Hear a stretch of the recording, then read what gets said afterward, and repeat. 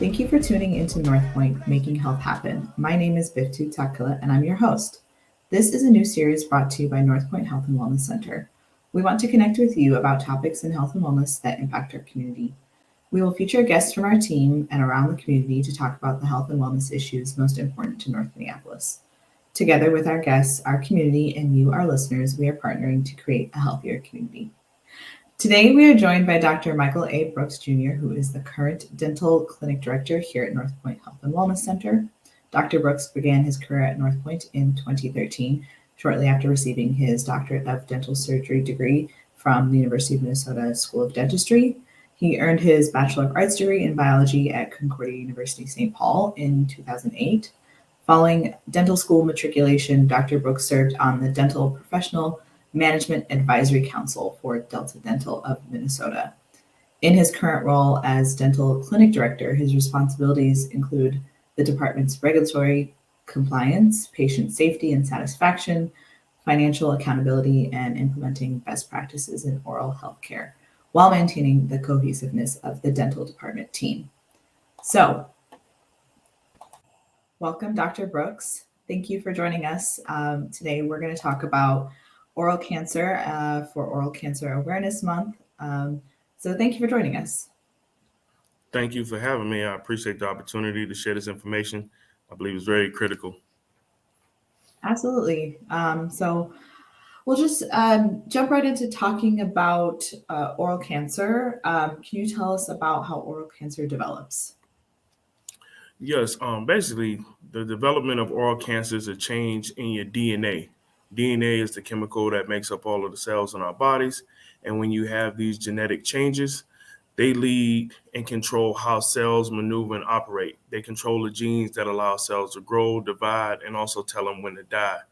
So the process of cancer interrupts that whole sequence in which cells grow out of control and they no longer know exactly what to produce or when they should die. And so that's a critical aspect of it. And when you're talking about this whole process from a scientific perspective, for those out there, they understand that there are specific genes that are tumor suppressor genes, which allow cells to die. And then you also have proto-oncogenes, which allow mutation and changes to occur. And when you have an abnormal change, that's when you have an oncogene, hence the name the oncologist, the doctors that help you to deal with cancer. All right. And let's talk about signs and symptoms of oral cancer. What are those? Yes, there are many different signs and symptoms that occur. A lot of times we think about, someone having cancer, them having some type of pain or readily feeling different. Maybe they're fatigued all the time, but there are many different things that occur within the oral cavity. Sometimes you have a visible sore or spot that goes on for a long, prolonged period that doesn't heal. You can have pain that lingers, doesn't go away, radiates in that region. Most of the time, you tend to have a lump, a thickening of tissue, or growth, cheek, lip, or the floor of the mouth. There also can be areas that are white patches, red patches that affect the gums, tongue, the tonsil area, which is the back of the throat. There are many different arrays in which oral cancer can present. But the number one thing is just being able to detect if you feel something, you want to share that information with your provider, as well as if you notice a change, you want to share that or you want to get it looked at. Because as those things develop, early diagnosis is the key. Okay, great. And so my next question is about diagnosis. So how would you, as a dentist or an oral surgeon, detect and diagnose oral cancer? So there are a couple different mechanisms we have available. The typical routine is an oral cancer screening. So it's a head and neck evaluation, a thorough look at all of the soft tissues on the external and internal. Through that evaluation process, if we notice something that looks a little suspicious, there are many different phases we can jump to next. We can do a simple brush biopsy, where we typically remove some of the cellular tissue in that region, send that off to pathologists for evaluation. Or if there's something we think that is a little bit more involved, we can send you off to an oral surgeon to have a excisional biopsy done and get that read by the pathologist. So the diagnosis process is visual, but then you also have the lab component and the actual confirmation of what the tissue change is. Okay. So, we've dived right in and started talking about kind of a topic that's a little bit scary, actually a lot scary. So let's talk about preventing it and risk factors. So, how would you recommend we would go about with oral health care to prevent oral cancer? And I know a lot of folks may think that that's like a straightforward thing, like, yeah, we can prevent it. But the reality Mhm. of it is, we're not 100% able to prevent anyone from developing cancer or Sure. cancer. But it's understanding the risk factors that increase your likelihood of developing cancer. Certain Mhm. things as heavy alcohol consumption, utilizing tobacco products, smoking, or if you have other cancers within your body as well, they put you at a higher risk of developing oral cancer. Because the alcohol and tobacco products, when they're being consumed, they damage the lining of the mouth, which then leads to some of those genetic changes in the cellular reproduction process that I talked about earlier that can then lead to certain areas developing cancer. Another factor of this prevention, more and more as research has shown and studies have detected, the human papilloma virus, commonly Mhm. known as HPV, has been more and more linked to oral cancer development and process in recent years, and studies have shown that in some cases, roughly 70% of oral cancers can be traced back to this particular virus. If oral cancer is detected, how would that go about being treated? If oral cancer is detected early, it can be treated a lot less invasively. Mhm. Sometimes it's just simple surgery or some minor radiation treatment. But as the cancer process progresses and you have long-term results of cancer being invading your body, it's going to be more targeted therapy. You may have wider range impact, lymph nodes being dissected. The treatment option ranges. One of the biggest things we talked about in school and just looking at the picture, it kind of makes you cringe when you see someone get a radical neck dissection. And just the name alone sounds scary. You imagine Mhm. telling, if someone wants to tell you, yes, Biftu, the treatment you need is a radical neck dissection, Mhm. but it's actually extremely invasive and highly involved, but it's a Mhm. treatment that is utilized to treat head and neck cancer. Our hope is that we are able to detect these lesions very early and it be Mhm. site-specific treatment that is needed or minor radiation therapy, and we can address the cancer that is found. Let's talk about the outlook and sort of survivability. Um, if someone was to get an oral cancer diagnosis, I guess definitely depending on um, at what point it was detected, what would that outlook look like for them? Right. So when it comes to oral cancer, the 5 year survival rate is different depending on, as you said, like the staging, the area in which it was diagnosed, the time frame. So one of the things they use to determine staging, and this is a cancer term to identify, is utilized to describe the type of cancer one has. So the stage is determined by the size of the primary tumor, which is the T. Then you have the N, which is the involvement of nearby lymph nodes. And then you have the M. So T and M is one of the things that they utilize. And the M is the metastasis. So has the cancer spread to other areas of the body, or is it still localized in the primary area?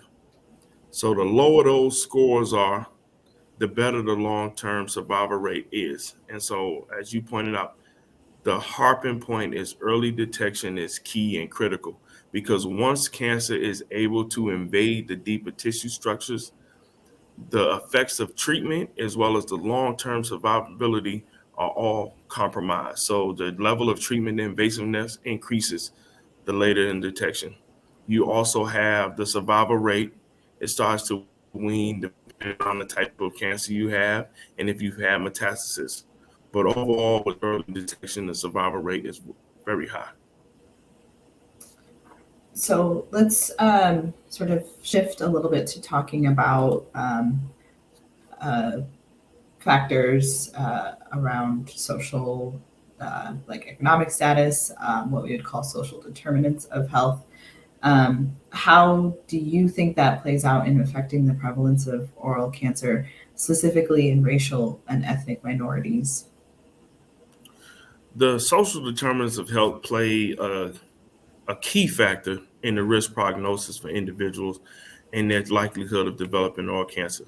When you think about the foods in which someone consumes, if you have a high sugar, heavily processed diet, the chances of your body being able to maintain an overall great health is lower.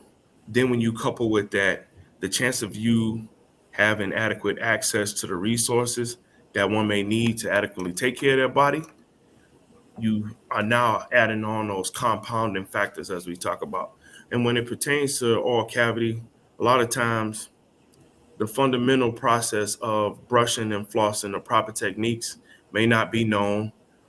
But the reality of it is, when you have someone and you're worrying about where your next meal is coming from, the chances of your teeth being brushed, you flossing, using mouth rinse without alcohol being number one on your list is very unlikely.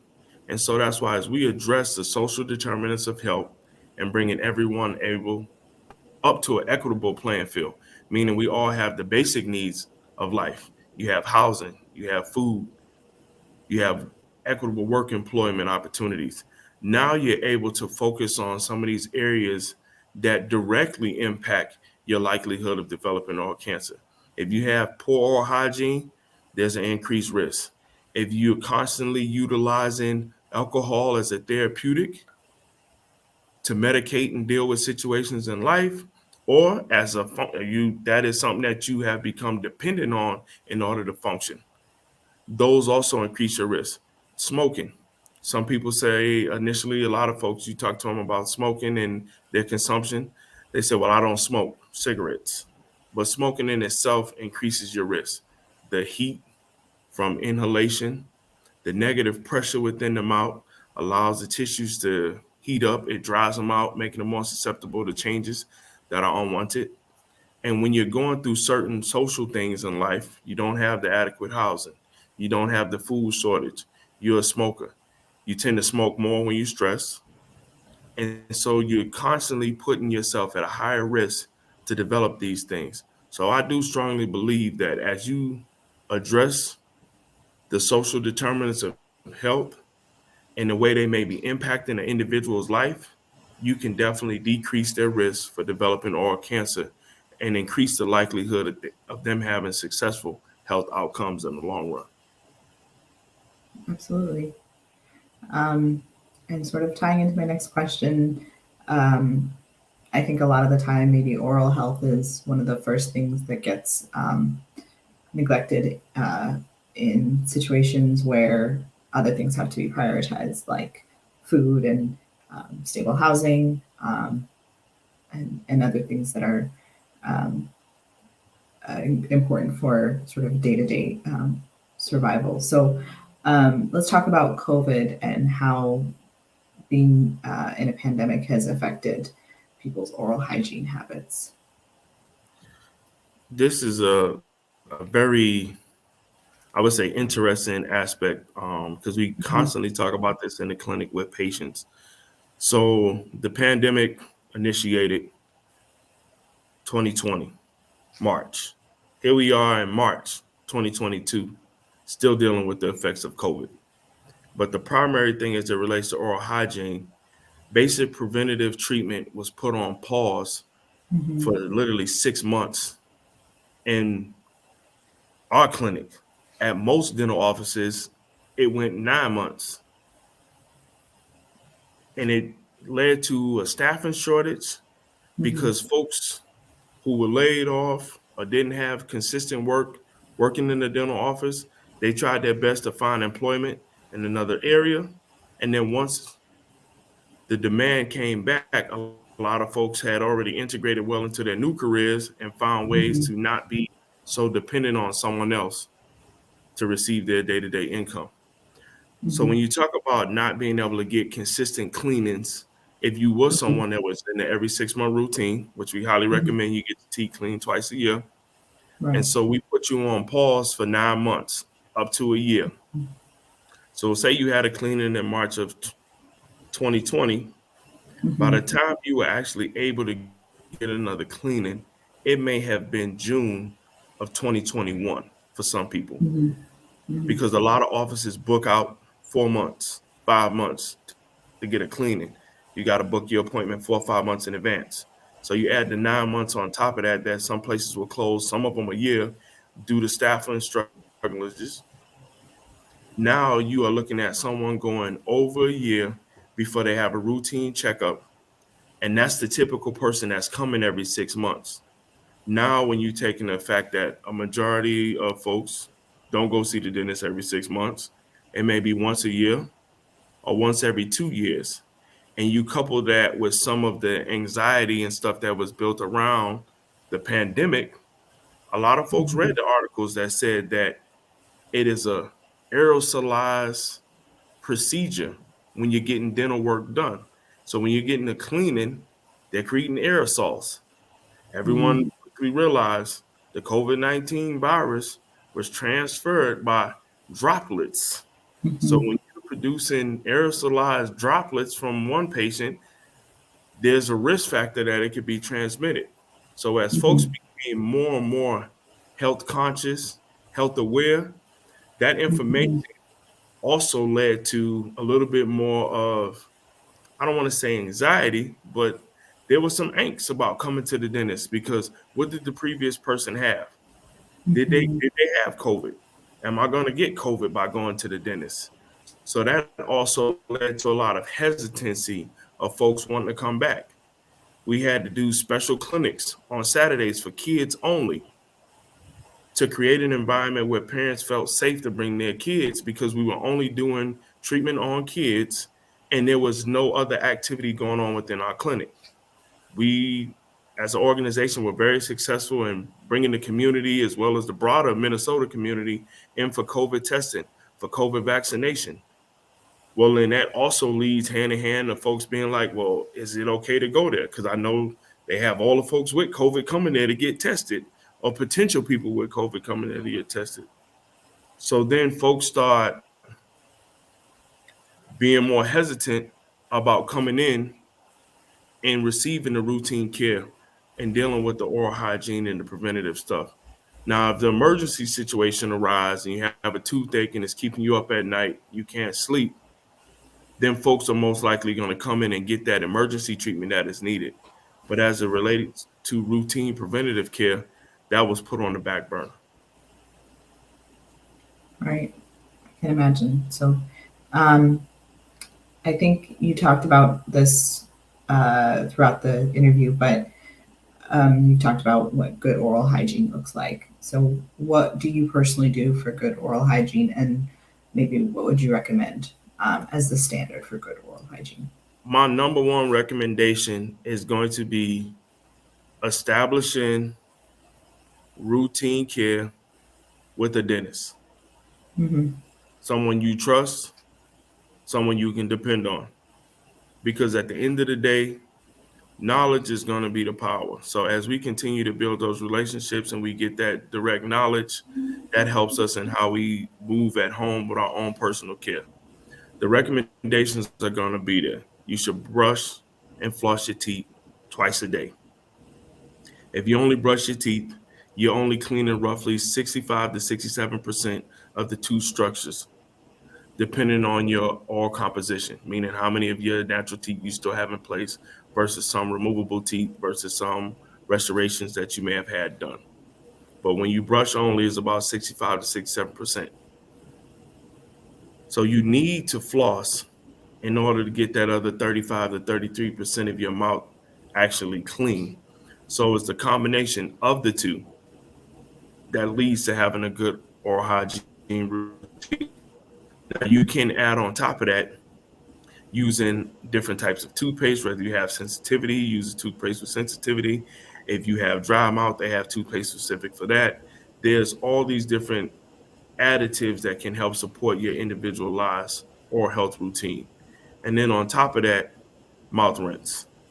I strongly recommend using mouth rinse without alcohol. Alcohol dries out your tissue, which leads to some of those, as we call, risk factors. We talked about constant alcohol consumption, but a lot of times people don't realize how much alcohol is actually in mouth rinse. So when you are properly rinsing your mouth and you're swishing around for those 2 minutes, getting all those areas, you're basically having this alcohol sit on your tissues for 2 minutes. And if you're Mhm. someone that you become over, you overdo the oral hygiene. So now Mhm. you're brushing 3 times a day. You're rinsing your mouth 3 times a day. So that's just more insults on the soft tissues by this alcohol. So we Mhm. want to make sure that we're utilizing products that we definitely get the most benefit out of them and we Mhm. reduce our overall risk depending on our individualized lifestyles. So myself, I have an electric toothbrush. If you have Mhm. means to get a hold of one, I highly recommend it. They Sure. are more efficient at times than some folks can be with their normal dexterity on their own. However, if you have full function of your fingers, mobility of your limbs, with a manual toothbrush, you should be able to do pretty good. But an electric toothbrush will support that process. As it relates to flossing, I know a lot of people say, oh man, I hate getting the string. I got to Mhm. go pick things. Does that work efficiently? The picks are pretty good. The number one thing is going to be the manual flossing. But for those of us that have issues with dexterity and limited mobility, there are water flossers. You have these water picks now that you can Mhm. utilize to help clean those areas between the teeth and below the gum line. So as technology advances in dentistry, the price point of being able to have access to these instruments have come down to where now they are relatively affordable.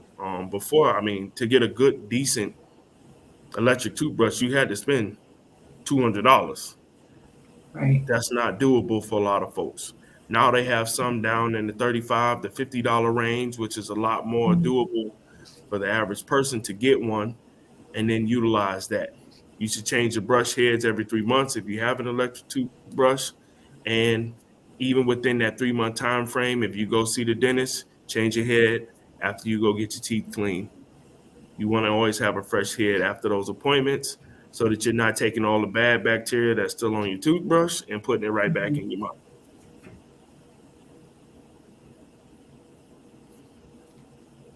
Anything else?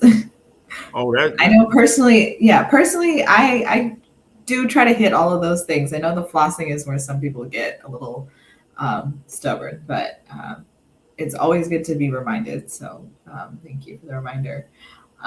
So as we're wrapping up our conversation here, let's talk about NorthPoint. So in my introduction, I talked about your role at NorthPoint being the dental clinic director.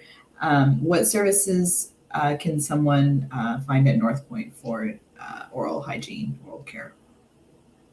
at North Point, we provide full comprehensive dental care, routine cleanings, as well as the advanced restorative treatment. So we do your restorations, partials, endodontic treatment.